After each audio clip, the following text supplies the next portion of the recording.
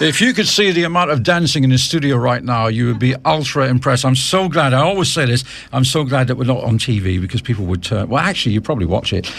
Joining us in the studio this morning, I'm delighted to have, I would say a fellow Pom, but I'm a Scotsman, so that doesn't really count. But somebody who's also got a background from the UK, Bhvana Patel. She's a life coach, an NLP practitioner, a hypnotherapist. I've not looked in her eyes once this morning. A massage therapist, amongst many other things. First of all, good morning and welcome to the show. Good morning and thank you. My pleasure. What is a life coach?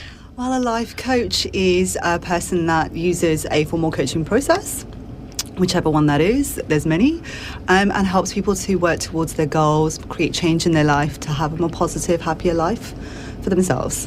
Because I think nowadays there's all we go on social media, you see the perfect images, you see people with the so-called perfect lives, and we aspire to that, we want to have that. Yes.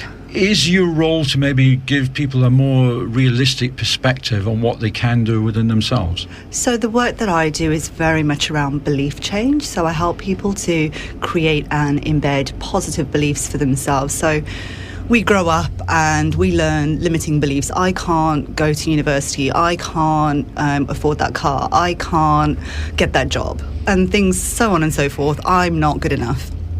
And all of those things are limiting beliefs that we have learnt through our years, through childhood, through school, through university, through work.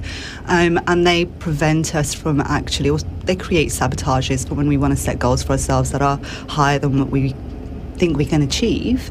But those limiting beliefs are then becoming self-sabotaging. So what I do with the people that I work with is change those beliefs with them so that they can be more aligned in mind and body, so they're actually working towards the goals that they want to achieve.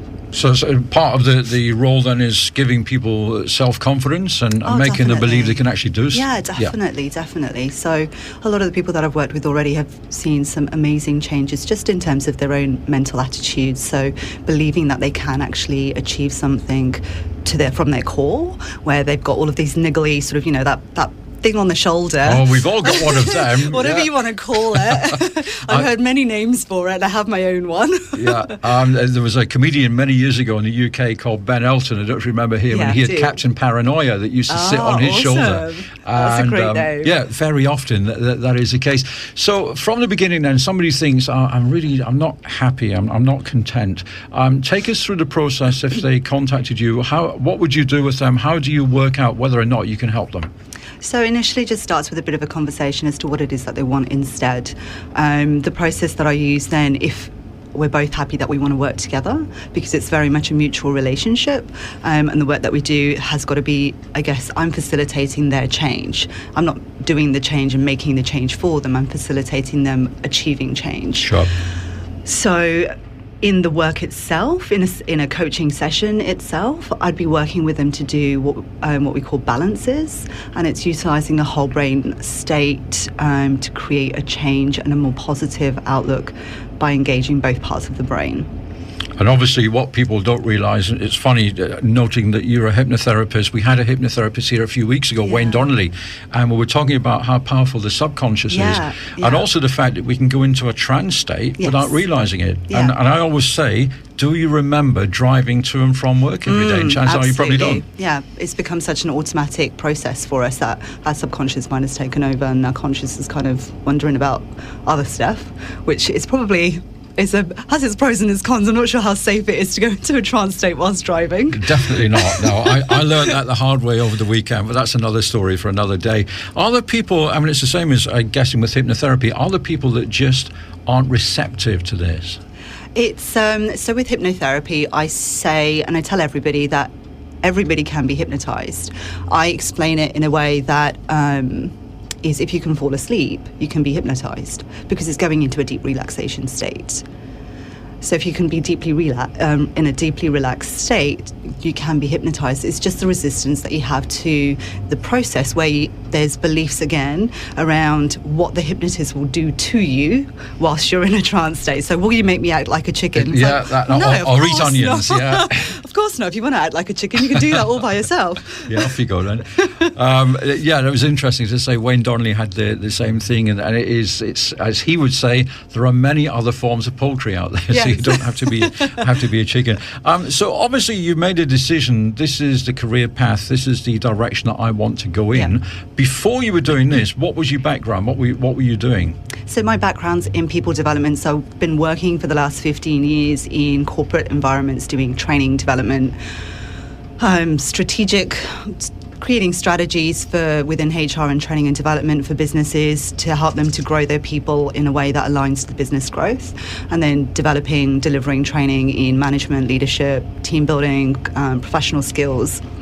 So that's really where my obsession with human growth, I guess, or personal development has come from.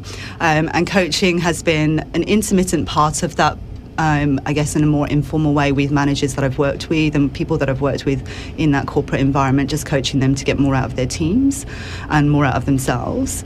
So I can see with a natural progression to do this fly solo, as it were. When we come back, we're going to play another song, but when we come back, I want to talk about one of the things that seems to be in the news quite a lot, which is NLP. And so maybe we can have a little chat about that for people that don't know what that is all about and the uses and benefits from that. And in the meantime, we'll play something which is nothing related to what we're talking about right now. It's called Living on a Prayer.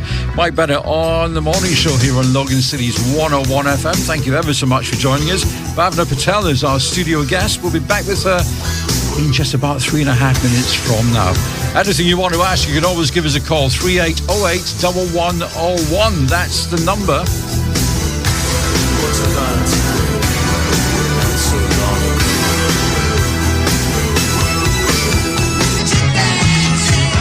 Barry Blue, Dancing on a Saturday Night. We're just chatting off air there with Bhvana Patel, who is our guest right now, and just saying about my DJ days. Back in the old days when you used to go out with a mobile disco, and it was always dancing on a Saturday night. Welcome back, Bhvana. Thank you very much for staying with us. And we were chatting just before the break about NLP. What is that, and how useful is it? So NLP stands for Neuro-Linguistic Programming. And I guess the reason that I've learned it was as part of my coaching process to learn some techniques to help create faster change for individuals. And it uses a lot of, what it does is uses language in a particular way. And I guess in the mainstream, it's very much found in sales, and when you think of books like The Game, which received a lot of bad media and good media some way back, about how to chat up women and how to influence and persuade them. But ultimately it's around doing the influencing, persuading, creating change within yourself and for others. And that's the change part is very much where I use it within my coaching process. I think it's become part of my natural language to an extent. So I don't necessarily know that I'm NLPing when I am, and all around doing that goal setting and future perspective and aligning myself, my present self to my future self and what that looks like. And NLP does a lot in that space as well, future pacing. I mean, things have changed, just sort of on a side issue in the treatment of mental health, for example. Yeah. And I know that a lot of people, the NLP is something that if people are having difficulties, although a colleague of mine said that he found it almost brutal. He said it was harsh and hard truth. Yeah. Would you agree with that? I think it can help you to realise some things that you didn't know. So certainly the process that I now work with, which is actually called Psych K, with my coaching, it's you learn things about yourself through the process that you didn't know were there, and it's just sort of hearing the little messages inside of your head saying, oh, okay, well, that was really interesting, I didn't know that was there. And NLP has that similar principle. It's really, really fast. It works really effectively. I guess it's just a matter of finding the approach that works for you. So I've obviously trained in a number of different modalities. So NLP, hypnotherapy, straightforward, conscious level coaching, and then now Psych K more recently. And it's really finding something that works for you and that you are comfortable as a person working with. NLP is not for everybody. Hypnotherapy is not for everybody, because if you're afraid of being acting like a chicken, it's probably not something that you're going to get to grips with or allow to have work on you. Sure. very quickly or very rapidly. And I think we've come a long way from the old lie down on a couch and tell me about your childhood. I think we're beginning to understand a little bit more about the brain, how it works. Yeah, absolutely. How you can separate your emotions, how you can actually have a little bit more control. Sounds fascinating. You must meet a lot of different people from a lot of different walks of life. So if people wanted to contact you, how can you get in touch? They can go onto my website, which is www.apakula, so apakula.com.au. And there's an email address and telephone number on there, or phone number is 0451 649 591. You can just hit me up. Just very quickly, tell us the background to the name, because that's an unusual name. Apakula stands for Total You in Hindi, which is my background and descent. So it's very much around becoming the true total you. Excellent. Well, it's been fascinating, and obviously it will be very, very interesting if people maybe take up on the offer, having heard you chat today. You sound like you have many, many different areas that you specialise in, and I wish you luck now and in the future, and thank you very much for coming. Thank you very much for having me. A pleasure. So there we are, and what we'll do later on, we'll post up the details of the website and phone number on the Logan 101 Facebook page. So it is Logan City's 101 FM. Mike Bennett from now until 12 midday today. Peter Taylor is back from his holidays. He's been cruising and he has got some tales to tell.